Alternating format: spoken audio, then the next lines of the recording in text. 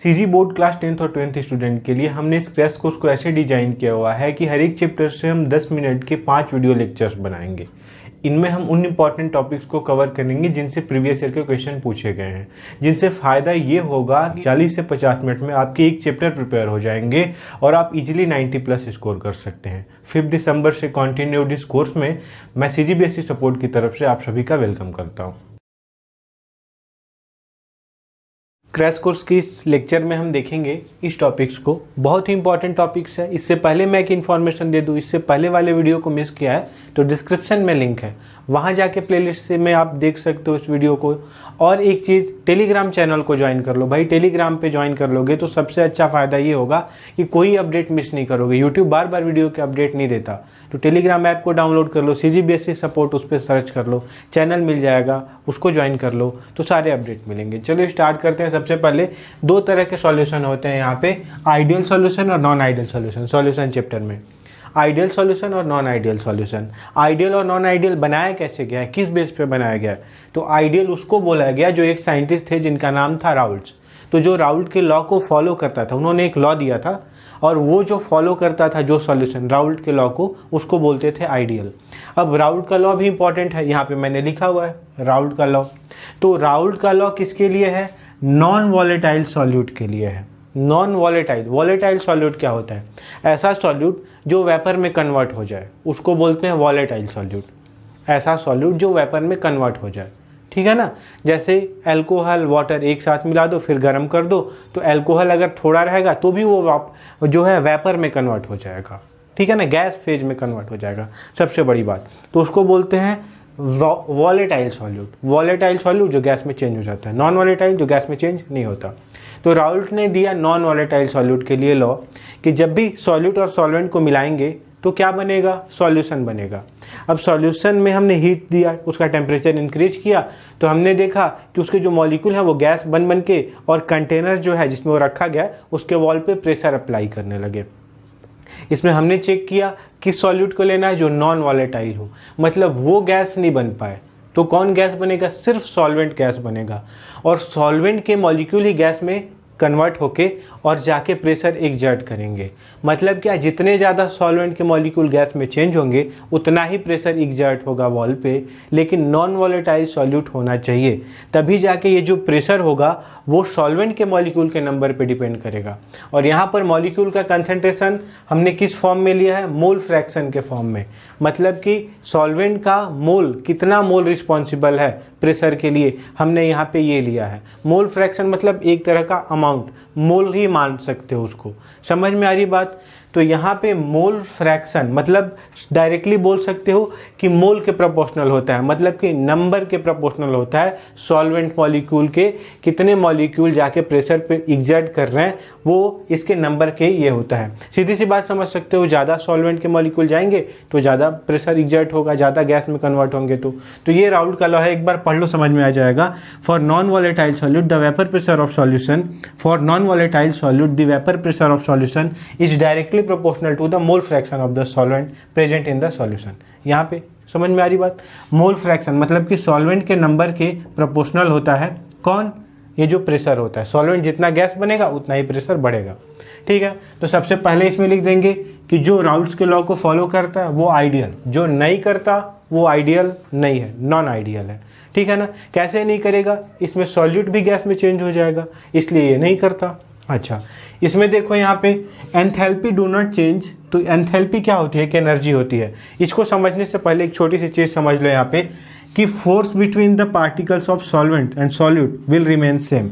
इसका मतलब समझ लो, फोर्थ पॉइंट समझ गए तो सारा टॉपिक क्लियर हो जाएगा। देखो सॉल्वेंट है, सॉल्वेंट को हमने ए बोला, एक सॉल्वेंट का मॉलिक्यूल ए और एक सॉल्वेंट का मॉलिक्यूल ए, दोनों सॉल्वेंट है। अगर इनके बीच फोर्स लग रहा है 1 न्यूटन का और ये है सॉल्यूट है बी, इनके बीच भी सॉल्यूट, तभी तो आपस में चिपक के पकड़े रहे ना, एक दूसरे को पकड़ के रखे हुए हैं। इनमें भी लग रहा है 1 न्यूटन। अगर इन दोनों को मिला दे रहे हैं तो ए और बी आपस में जुड़ जा रहे हैं, सॉल्वेंट और सॉल्यूट के, तो इसके बाद भी ये कितना लग रहा है? 1 न्यूटन। समझ में आ रही बात? तो यहाँ पे तीनों कंडीशन में सॉल्वेंट अकेले था तो भी मॉलिक्यूल के बीच 1 न्यूटन फोर्स लगता था, सॉल्यूट अकेले था तो भी 1 न्यूटन फोर्स लगता था, सॉल्वेंट सॉल्यूट मिल गए तो भी 1 न्यूटन लगता है फोर्स। तो अगर इसमें क्या होता है फोर्थ कंडीशन कि इसमें जो है वो फोर्स चेंज नहीं होता दोनों को मिक्स करने पे, लेकिन इस वाले में फोर्स चेंज हो जाता है। अब जैसे ही फोर्स चेंज हो जाता है तो क्या होता होगा कि जैसे अगर फोर्स चेंज नहीं होता होगा तो सोचो क्या होता होगा। दो मॉलिक्यूल हैं, पहले एक दूसरे को पकड़ के रखे हुए हैं तो उनका कुछ वॉल्यूम है, पकड़ के रखे हुए हैं। अगर फोर्स ज़्यादा हो गया तो ये ज़्यादा ज़ोर से चिपक गए, ज़्यादा ज़ोर से चिपक गए तो इसका वॉल्यूम कम हो गया। फोर्स ज़्यादा तो वॉल्यूम कम हो गया, मतलब वॉल्यूम में चेंजेज हुए। जब फोर्स ज़्यादा या कम हुआ तो वॉल्यूम में भी चेंजेज हुआ। और किस में चेंज हुआ, अगर पहले कम फोर्स था तो इसको तोड़ना ईजी था, लेकिन अब देखो फोर्स ज़्यादा हो गया तो इसमें और एनर्जी हमको लगेगी इनको तोड़ने के लिए, अलग अलग करने के लिए। समझ में आ रही बात। अगर फोर्स सेम रहे सॉल्वेंट और सॉल्यूट का, जैसे कि सॉल्वेंट का था और सॉल्यूट का था, तो दोनों को तोड़ने में जितनी एनर्जी लगती थी अभी भी उन दोनों के मॉलिक्यूल को तोड़ने में उतनी एनर्जी लगेगी क्योंकि फोर्स सेम है। लेकिन यहाँ पे क्या दिख रहा है हमको कि जिसमें फोर्स सेम नहीं होता, फोर्स चेंज हो जाता है सॉल्वेंट को मिलाने के बाद, उसमें अगर फोर्स ज़्यादा हो जाता है तो वो ज़्यादा पास आ जाते हैं। फोर्स ज़्यादा हो जाने की वजह से ज़्यादा पास आ जाते हैं, तोड़ने के लिए और एनर्जी लगती है। वॉल्यूम कम हो जाता है, वॉल्यूम में भी चेंजेस होते हैं। अगर फोर्स कम हो जाता है तो क्या होता है, तो इजीली चेंज कर देते हैं। फोर्स कम हो जाता है तो थोड़ा दूर रहते हैं, जिससे वॉल्यूम बढ़ जाता है सॉल्यूट का मिलाने के बाद। तो वॉल्यूम में चेंज हो जाता है और उनको तोड़ने के लिए जो एनर्जी लगती है उसमें चेंज हो जाता है, एंथैल्पी में चेंज हो जाता है। समझ में आ रही बात। तो सारे पॉइंट्स इसमें से क्लियर हो गया। पहले क्या थे, जो राउल्स के लॉ को फॉलो करते हैं, जो राउल्स के लॉ को फॉलो नहीं करते, ये डिफरेंस था। दूसरे में क्या था, एंथैल्पी डू नॉट चेंज। इसमें एंथैल्पी नहीं चेंज होती क्योंकि फोर्स अभी भी सॉल्वेंट जैसे पहले थे वैसे ही आपस में मिलने के बाद भी है, तो फोर्स चेंज नहीं हुआ तो उतनी ही एनर्जी में ब्रेक हो जाएंगे, तो एंथैल्पी में चेंजेज नहीं हुए। यहाँ पे देखो एंथैल्पी में चेंजेज हो रहे हैं क्योंकि इसमें फोर्स चेंज हो रहा है। इस वाले में वॉल्यूम चेंज नहीं हो रहा क्योंकि उतना ही वॉल्यूम है, फोर्स सेम है। तो अगर फोर्स ज़्यादा हो जाता तो वॉल्यूम कम हो जाता, जोर से पकड़ के और पास आ जाते।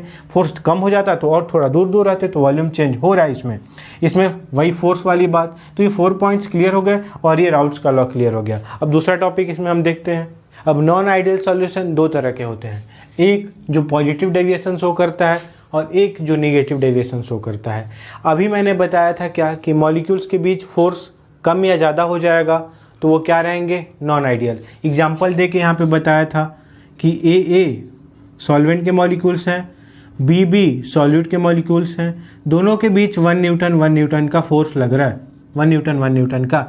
लेकिन जैसे ही ए और बी आपस में जुड़े, सॉल्यूट और सॉल्वेंट जुड़ेंगे आपस में, तो इनके बीच का फोर्स अगर बढ़ जाएगा, जैसे मान लो कि यहाँ पे पहले 1 न्यूटन था, अब मान लो कि यहाँ पे क्या लिखा है, इसमें देख लो, the intermolecular force is greater.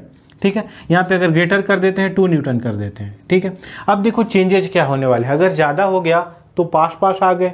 ठीक है, पास आ जाएंगे तो कोई भी चीज़ पास आती है, ज़्यादा पास आती है तो वो एनर्जी को रिलीज करती है। ये यूनिवर्स का नियम है, छोटा होने के लिए एनर्जी को बाहर निकालना पड़ता है।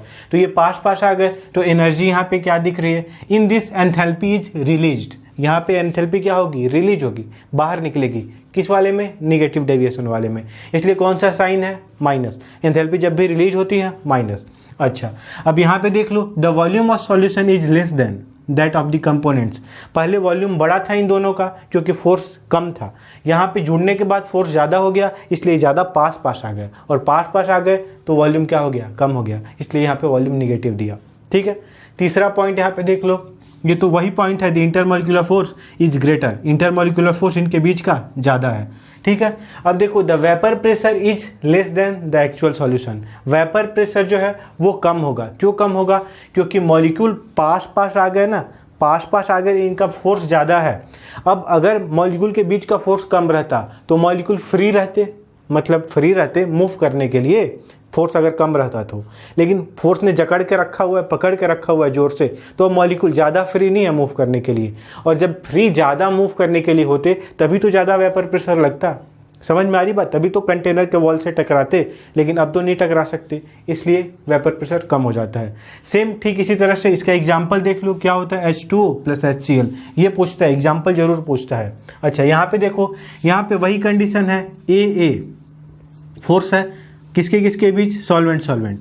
बी भी सॉल्यूट सॉल्यूट के मॉलिक्यूल के बीच, लेकिन जैसे ही ए और बी आपस में जुड़ते हैं तो फोर्स चेंज हो जाता है। मान लो यहाँ पे 1 न्यूटन था, यहाँ पे भी 1 न्यूटन था, लेकिन यहाँ पे फोर्स जो है वो कम हो गया और 0.5 या 1/2 पहले का आधा न्यूटन हो गया। समझ में आ रही बात? मैं सिर्फ एग्जांपल दे रहा हूँ। फोर्स कम हो गया तो मॉलिक्यूल दूर दूर फैल गए, क्योंकि उन फोर्स जैसे ही कम होता है वो ज़्यादा स्पेस ले लेते हैं, फोर्स ज़्यादा होता है तो बहुत पास आ जाते हैं। तो मॉलिक्यूल दूर दूर हो गए, मतलब वॉल्यूम बढ़ गया। यहाँ पे the volume of the solution is more than, volume positive में आ जाएगा, लिख लेना। वॉल्यूम जो होगा डेल वी, जो मिक्सचर का होगा वो पॉजिटिव होगा। समझ में आ रही बात? अब देखो ये बड़े हो गए, तो बड़े होने के लिए इन्होंने क्या किया होगा, फोर्स कम हो गया था तो ये बड़े हो गए, ज़्यादा स्पेस ले लिया, वॉल्यूम पॉजिटिव हो गया, तो बड़े होने के लिए ये बाहर से एनर्जी लिए होंगे, तभी कोई चीज़ बड़ी हो पाती है। तो इसलिए इसकी एंथैल्पी क्या हो गई, यहाँ पे देख लो पॉजिटिव, इसने एंथैल्पी गेन किया। 2 पॉइंट समझ में आ रहा है यहाँ पे कि वॉल्यूम ज़्यादा हो गया और क्या एंथैल्पी इन्होंने गेन किया। अब वेपर प्रेशर ज़्यादा हो गया। कैसे वेपर प्रेशर ज़्यादा हो गया, तुम बताओ यहाँ पे सोच के थोड़ा सा, कि वेपर प्रेशर इसलिए ज़्यादा हो गया क्योंकि फोर्स कम हो गया था, और फोर्स कम हो गया तो 2 मॉलिक्यूल ज़्यादा दूर में मूव कर सकते हैं, और जितने ज़्यादा मूव करेंगे उतना ही जाके वॉल के कंटेनर से टकराएंगे, और टकराएंगे तो वेपर प्रेशर ज़्यादा हो जाएगा। तो इस वाले को बोलते हैं पॉजिटिव डेविएशन। इसका एग्जाम्पल क्या है, एसीटोन CH3COCH3 और CH2 कार्बन डाइसल्फाइड, यहाँ पे इसका एग्जाम्पल है, इसको भी देख लेना। और ये सारे पॉइंट्स है जो कि बहुत ही ईजी थे, तो इन सारे पॉइंट्स को अच्छे से प्रिपेयर करना, वीडियोज को ज़्यादा से ज़्यादा बच्चों तक शेयर किया करो। कोई डाउट रहे तो इंस्टाग्राम पे जाके, जिसका लिंक डिस्क्रिप्शन में है, मैसेज करो मेरे को। और देखो टेलीग्राम चैनल बना दिया गया है, चैनल को ज्वाइन कर लो, क्योंकि बार बार अपडेट नहीं मिल पाते हैं। वीडियो देखने के लिए बहुत बहुत थैंक यू। मिलता है अगले वीडियो में।